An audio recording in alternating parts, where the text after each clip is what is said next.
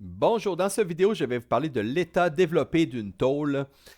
En fait, du facteur K, de l'axe neutre ou de la perte sur pli. Donc, je vais essayer de vous résumer ça parce que c'est quelque chose qui peut être assez complexe là. En tôlerie, il y a beaucoup de calculs à faire, mais dans mes exemples, vous allez voir, je ne ferai pas aucun calcul. Ça va être quand même assez simple. Je vais vous résumer ça de façon assez précise.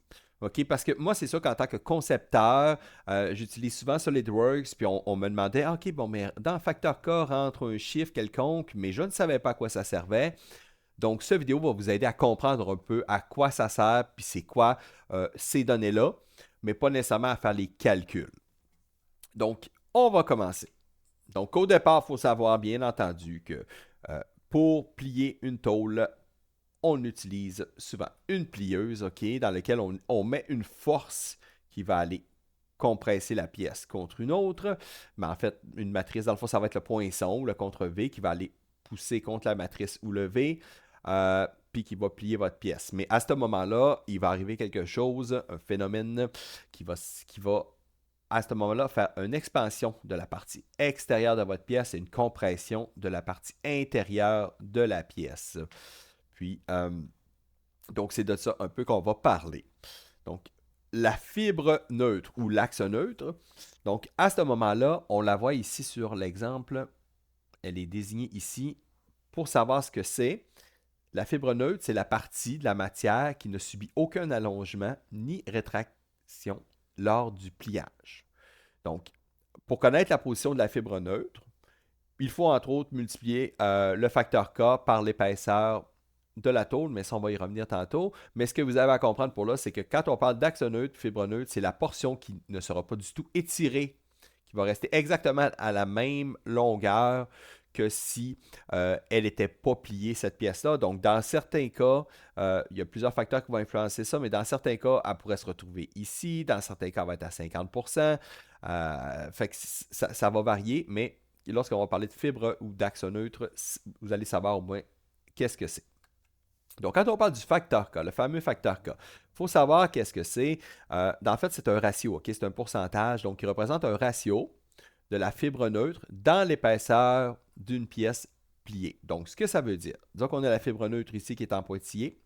Le facteur K, ça va être le pourcentage ou le ratio, dans le fond, de, pour se rendre à la fibre neutre. Ok? Donc, si, exemple, la fibre neutre serait en plein milieu, parce qu'on le ratio il est lié avec l'épaisseur de la pièce. Donc, si, exemple, la fibre neutre est en plein milieu, ça veut dire que mon facteur K serait de 0,5.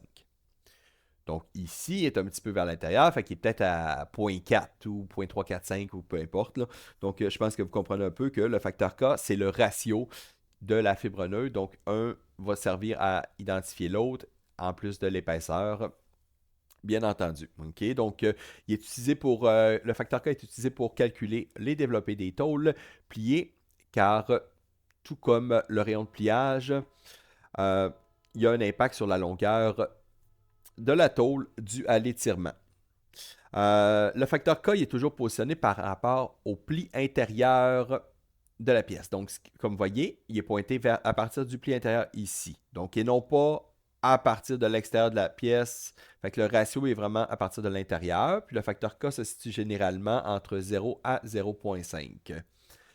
Plus il est petit, plus la matière est tendue et donc poussée vers l'extérieur. Donc, faut savoir aussi qu'il y a vraiment plusieurs manières de calculer en fait l'état des pliés d'une pièce. Ok, il y a vraiment plusieurs manières, que ce soit par les plis intérieurs, par plis extérieurs, par la charte delta L, par dans le fond l'allongement, la fibre neutre. En tout cas, honnêtement, je ne sais même pas quoi vous dire là-dessus là, parce que je ne rentrais pas dans les détails, mais souvent on va le voir justement ici parce que dans le fond, pour établir le facteur K, il n'existe pas vraiment de formule simple. Ok. Il est déterminé par plusieurs facteurs, dont l'outil de pliage, l'épaisseur de la tôle, la matière, l'angle de pliage, le sens du laminage, etc. Puis, comme je vous disais, il y a vraiment plusieurs manières de déterminer tout ça, mais pour déterminer le facteur K, ou de base, il faut faire une série d'essais sur la plieuse. Mais heureusement pour vous, aujourd'hui, on ne fait plus beaucoup de ce genre de calcul parce que la majorité des entreprises et des fabricants des plieuses ou même des logiciels tels que SolidWorks ou peu importe fourniront des données. Fait que vous allez avoir des chartes, donc puis vous allez devoir vous y référer à ce moment-là. Donc, si je vous montre un peu un exemple une table ici, OK? Donc, ce que ça dit, elle calcule le développé de la pièce avec l'allongement, OK? Donc, à ce moment-là, elle dit, si votre épaisseur, exemple, est à 2 mm, il y a à 2 mm, tu peux utiliser deux types de matrices ou de V. Mais exemple, si tu décides de prendre le 12, ben, à ce moment-là, ton rayon intérieur, il faut qu'il soit de 2. Fait que lorsque tu fais ta conception, tu y mets un rayon intérieur, exemple, de 2, à une épaisseur de 2. Puis, quand tu as un angle, exemple, dans le cas ici, un angle de 60 degrés, ben, tu vas avoir une perte sur pli de 2,5 mm. Alors que si tu n'as pas le même rayon, la perte sur pli serait à de 2,3. OK? Donc, je vais vous montrer un exemple concret. Donc, dans ce cas-ci, vu que ça compresse ou ça extensionne, ce qui va arriver, c'est que ce que je disais, c'est que si, exemple, vous rentrez dans votre logiciel une pièce de 15 mm comme ici, puis 25 ici. Lorsque vous faites l'état déplié, ça ne sera pas 40 la longueur exacte, à cause, entre autres, du phénomène de l'expansion, puis de la compression, puis de l'étirement du matériel. Donc, dans ce cas-ci, sur ma pièce ici, avec une épaisseur de 2 mm, j'ai une perte sur pli de 2,5 mm que j'ai trouvé dans mon tableau. Donc, comment est-ce qu'elle est calculée? Si je regarde ici, j'ai mis en orange une partie, puis en vert une partie. C'est juste pour montrer que souvent, le 2,5, il va être séparé en deux. Donc, ça veut dire que on va venir soustraire la moitié du 2,5 à cette longueur-ci, et on va soustraire la moitié du 2,5 à cette distance-là. Donc, c'est pas juste compensé par une des deux longueurs. Donc, en résumé, plutôt que d'avoir 40, j'ai 37,5 dans la vie réelle pour mon état déplié. Parce que, en fait, ce que j'ai mon 15 moins la perte sur pli qui est le 2,5 divisé en 2, ce qui me fait mon 13,75. Et même chose ici, au lieu d'avoir 25, j'ai 23,75, ce qui équivaut à 25 moins le 2,5 divisé en 2, bien entendu. Donc, j'espère que ce petit vidéo-là va vous avoir aidé un peu à comprendre la base de tout ça.